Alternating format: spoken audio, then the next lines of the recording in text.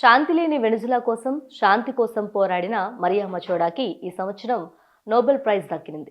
అయితే వచ్చే నెల డిసెంబర్ 10న నార్వేలో ఈ అవార్డు సెరమనీ జరగనుంది. అయితే ఈ అవార్డు అందుకోవడం అవార్డు దక్కినంత ఈజీగా లేదు మచోడాకి.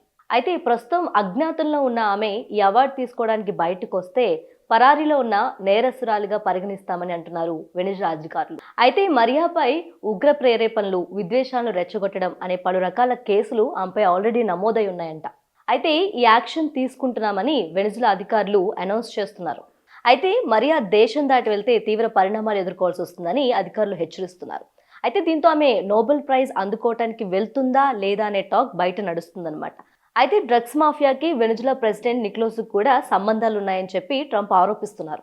అయితే వెనిజులా దేశంలో జరుగుతున్న ఈ డ్రగ్ మాఫియాని అరికట్టేందుకు ట్రంప్ వెనిజులా దేశం మీదకి ఆర్మీని నింపారు. అసలు ట్రంప్కి వెనిజులా దేశం మీద ఇంత ఫోకస్ ఎందుకు, ఇంత ఇంట్రెస్ట్ ఎందుకు అని మాట్లాడుకుంటే ఆయనకి నోబెల్ ప్రైజ్ రాలేదని చెప్పి చాలా మంది మాట్లాడుకుంటున్నారు. అందుకే వెనిజులా దేశం పైన ఇంత ఫోకస్ పెట్టి ఈ డ్రగ్స్ మాఫియా అంటూ ఆరోపణలు చేస్తూ, లేకపోతే ఆమెను అవార్డు తీసుకోవడానికి వెళ్తే తనకి థ్రెట్ ఉందని ఏదో చెప్తున్నారు. అందుకే ఇంత ఫోకస్ చేశారు, ఇంత పర్సనల్గా తీసుకున్నారనేది బయట నడుస్తున్న టాక్ అనమాట.